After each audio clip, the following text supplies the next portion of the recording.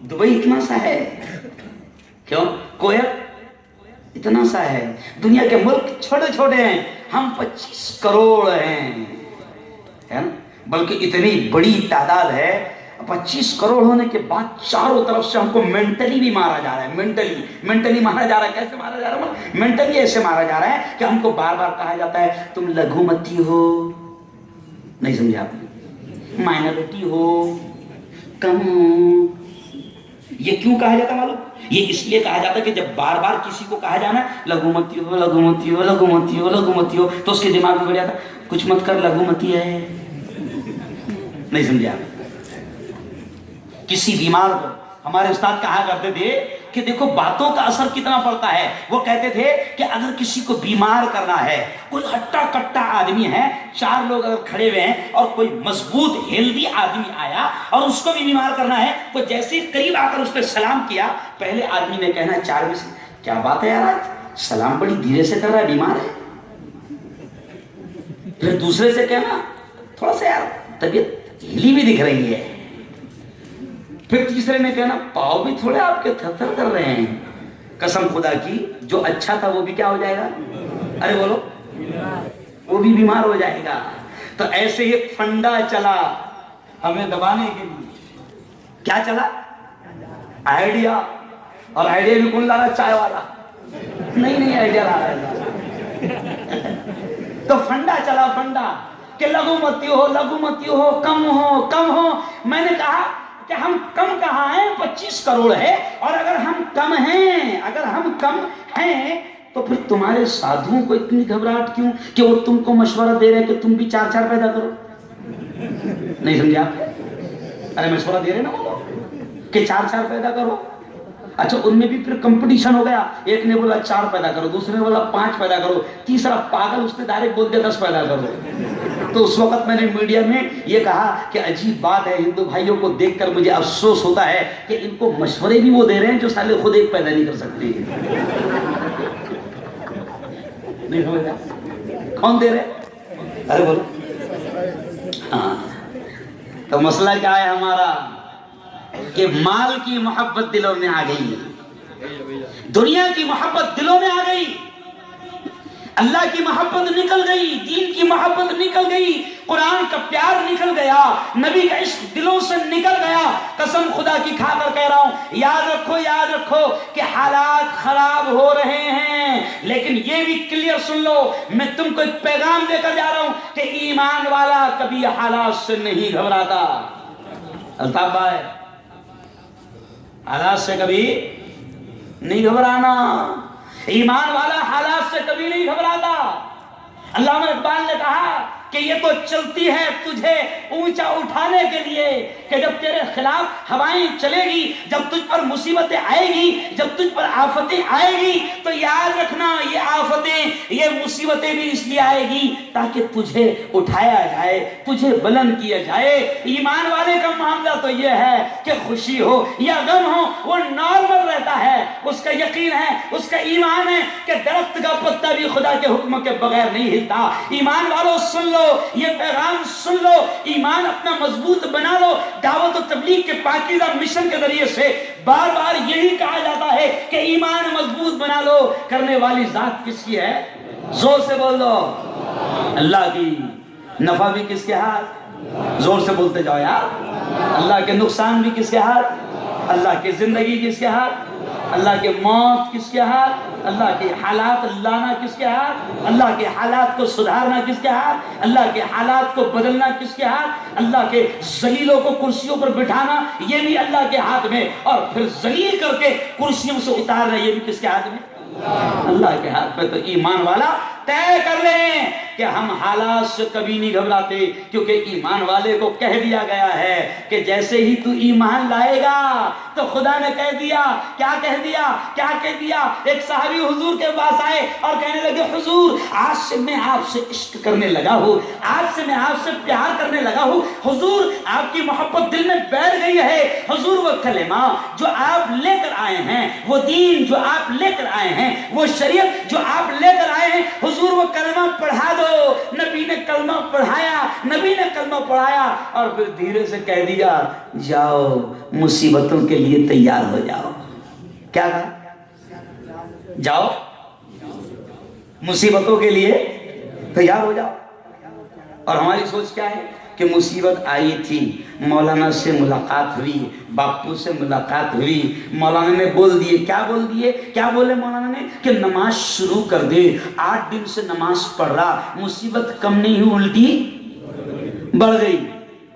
تو مولانا کے پاس میں آتا, مولانا یہ نسخہ کون سا دیا آپ نے؟ اس سے تو مصیبت اور بڑھ گئی ہے. ہاں ہاں, جتنا قریب جاؤ گے اتنا آزمائے جاؤ گے. یہ دستور ہے, یہ اصول ہے کہ جتنا قریب جاؤ گے اتنا آزمائے جاؤ گے. جب دنیا میں تم کسی کو دوست بناتے ہو, دنیا میں جب تم کسی سے پیار کرتے ہو, دنیا میں جب تم کسی سے محبت کرتے ہو, دنیا میں جب تم کسی سے نسبت اور تعلق جوڑتے ہو تو اچھی طریقے سے ٹھونک بجا کر دیکھ لیتے ہو. نہیں دیکھتے؟ رشتہ داری کرنا ہے تو ٹھوک بجا کر دیکھتے ہیں, پارٹنرشپ کرنا ہے تو ٹھوک بجا کر دیکھتے ہیں, تعلقات قائم کرنا ہے تو دیکھتے ہیں, بھاگ تو نہیں جائیں گا. ارے دنیا میں دیکھتے ہو نا ہر طرح سے.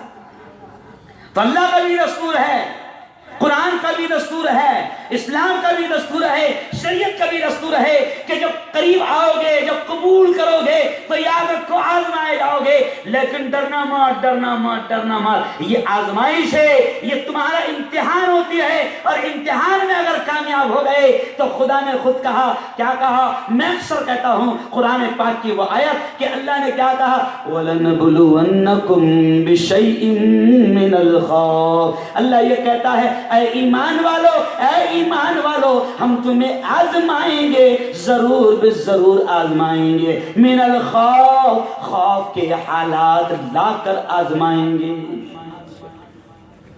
وَلَنَبْلُوَنَّكُمْ بِشَيْءٍ مِّنَ الْخَوْفِ, خوف کے حالات لا کر آزمائیں گے. وَالْجُوعِ, بھوکے رکھ کر بھی آزمائیں گے.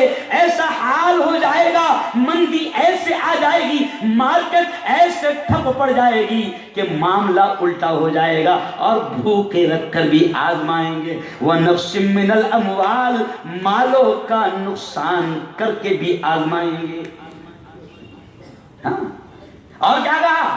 والانفس, سب سے بڑی آزمائش یہ ہوگی کہ جانیں لے کر بھی آزمائیں گے. تمہاری جانیں لی جائے گی, تمہاری آنکھوں کے سامنے, تمہاری نگاہوں کے سامنے تمہاری اولاد کو قتل کیا جائے گا, شہید کر دیا جائے گا, تمہاری بچیوں کو لوٹ لیا جائے گا, تمہیں مار دیا جائے گا, قتل کر دیا جائے گا. لیکن یاد رکھو ایمان والوں, تمہیں آزمایا جائے گا. کبھی کفریہ کلمات نہ کہنا, کبھی رنج نہ کرنا, کبھی غم نہ کہنا, کبھی برے برے الفاظ مت کہنا. تمہیں آزمایا جائے گا, اور جب تم آزمائش میں, تم امتحان میں پورے کے پورے کھرے اتر جاؤں گے تو اللہ نے یہ حکم دے دیا وَبَشِّرِ الصَّابِرِينَ, اے محمد مصطفیٰ خوشخبری سنا دو ان لوگوں کو جو مصیبتوں پر جمنے والے ہیں, صبر کرنے والے ہیں.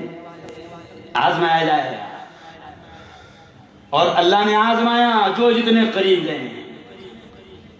صحابہ کو آزمایا گیا. آج مولانا افسوس ہوتا ہے قاری انور صاحب کہ کئی لوگ آتے ہیں مصیبتوں کا رونا روتے ہیں. ارے ہاں رونا رو, لیکن مولانا کے پاس نہیں. ارے کس کے پاس رو؟ اللہ کے پاس. رونا رو, باپو کے پاس نہیں. کس کے پاس؟ ارے بولو, اللہ کے پاس. رو, اللہ کے سامنے حالات کو رکھو, مصلی بچھاؤ, 2 رکعت نماز پڑھو, اللہ کے سامنے حالات کو رکھو. اے اللہ ظالم بڑے ظلم کر رہے ہیں, میرے مولا حلب میں, شام میں, میرے مولا عراق میں, افغانستان میں, برما میں, روہنگیا میں, کشمیر میں, آسام میں. اے اللہ ظالم بڑا ظلم کر رہے ہیں, قاتل بڑا قتل کر رہے ہیں. اے اللہ عزتیں لوٹی جا رہی ہے, ایمان والوں کو مارا کاٹا جا رہا ہے. خدایا تو رحم فرما, خدایا تو کرم فرما. قسم خدا کی کھا کر کہہ رہا ہوں, خدا کے سامنے رو, گڑ گڑاؤ, اللہ آزمائشوں میں کامیاب بھی کرے گا اور دنیا اور آخرت دونوں جہانوں میں اس کا اجر انعام اور بدلہ بھی دے گا، اللہ کا وعدہ ہے۔ اور صحابہ کے واقعات جو آئے ہیں کیوں آئے ہیں؟ اس لیے تو بتائے گئے۔ ایک آیات صحابہ میں جو صحابہ کی قربانیاں دکھائی گئی وہ اس لیے دکھائی گئی، وہ کوئی قصے کہانیاں نہیں ہیں، وہ کوئی ٹائم پاس نہیں ہے۔ نبی کے عاشقوں کو آزمایا گیا، ستایا گیا، مارا گیا۔ ارے قربان جاؤ، اگر میری بہنیں میری بات کو سن رہی ہے، یہ سیرت کا موقع ہے۔ ربیع الاول کے مہینے میں نبی کی سیرت، نبی کی باتیں، نبی کا پیغام، نبی کا سندیش، نبی کا میسج سنایا جاتا ہے۔ سن لو میری بہنوں، اللہ کے نبی کے ماننے والوں کو، اللہ کے ماننے والوں کو، قرآن کے ماننے والوں کو، دین کے قبول کرنے والوں کو اتنا آزمایا گیا، اتنا آزمایا گیا کہ دنیا کی سب سے پہلی شہید عورت حضرت سمیہ رضی اللہ تعالی عنہ، تاریخ پڑھو رونگٹے کھڑے ہو جاتے ہیں، روح کانپ جاتی ہے کہ اس طریقے سے مارا گیا کہ مائک پر بولنے کی سکت نہیں ہے، طاقت نہیں ہے، کہ شرمگاہ میں دشمن نے برچھا مار دیا اور دونوں پیروں کو رسیوں سے باندھ دیا اور اونٹوں کو بھگا دیا اور چیر دیا گیا۔ قسم خدا کی اگر پورا واقعہ سناؤ، سنانے کی بھی طاقت نہیں ہے۔ کبھی پڑھو تو صحیح میری بہنوں، دیکھو آپ کتنا آزمایا گیا، پڑھو۔ اور کیسے عاشق، کیسے دیوانے، نبی کے کیسے عاشق، کیسے دیوانے کہ ایک صحابی کو پھانسی کے پھندے پر لٹکایا جا رہا ہے، پھانسی کے پھندے پر، اور دشمن کہہ رہا ہے کہ دیکھ محمد کی وجہ سے تو یہاں تک کہ پہنچ گیا ہے نا، اب جب تجھے پھانسی دی جانے والی ہے تو تیرے دل میں یہ خیال آ رہا ہوگا، غور سے سننا یہ جملہ، کہ اب تجھے پھانسی دی جا رہی ہے، اب تیرے دل میں یہ خیال آ رہا ہوگا کہ میں محمد کی وجہ سے یہاں پھانسی کے پھندے پر لٹکایا جا رہا ہوں، میری جگہ اگر محمد کو لا لیا جائے تو کتنا اچھا ہوگا۔ قسم خدا کی وہ صحابی رونے لگے اور انہوں نے کہا کہ کمبخت کمینے سن، نبی اس جگہ پر آئے یہ تو بہت دور کی بات، یہ بندہ، یہ غلام، یہ عاشق نبی اتنا بھی پسند نہیں کرے گا کہ محمد کے پیر میں کانٹا چبھ جائے۔ ایسے عاشق، ایسے دیوانے۔ اس لیے آج یہ بھی پیغام آپ کو دوں گا کہ آزمائشوں سے گھبراؤ مت، بلکہ آزمائش آتی ہے تو اللہ کے نیک بندے تو اور خوش ہوتے ہیں۔ کیا خوش ہوتے ہیں؟ کہ ہمارا امتحان ہو رہا ہے اور اب ہم کامیاب ہو گئے انشاءاللہ، تو اور مزید ہم کو درجات سے نوازا جائے گا۔ اس لیے مولانا ابرار صاحب دھلیا والے ایک شعر کہا کرتے تھے، وہ کیا کہتے تھے کہ آزمائش ہے، آزمائش ہے نشان بندگان محترم۔ غور سے سننا یہ لفظ، کیا کہتے تھے کہ آزمائش ہے نشان بندگان محترم، یعنی آزمائش تو محترم بندوں کی، اچھے بندوں کی پہچان ہے، نشان ہے، آزمائش ہے نشان بندگان محترم، جانچ ہوتی ہے انہی کی جن پہ ہوتا ہے کرم، جانچ ہوتی ہے انہی کی جن پہ ہوتا ہے کرم۔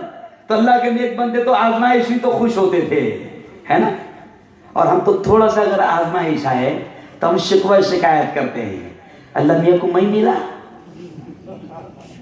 5 وقت کا نمازی ہوں، روزے بھی رکھتا ہوں، زکوٰۃ بھی برابر دیتا ہوں، حج بھی کر کے آیا ہوں، 2-3 عمرے بھی کر لیا، پھر بھی مصیبت میرے پہ آ رہی، اور وہ اس کو دیکھو کم وقت کبھی نماز کو نہیں جاتا، کتنا مستی کر رہا ہے۔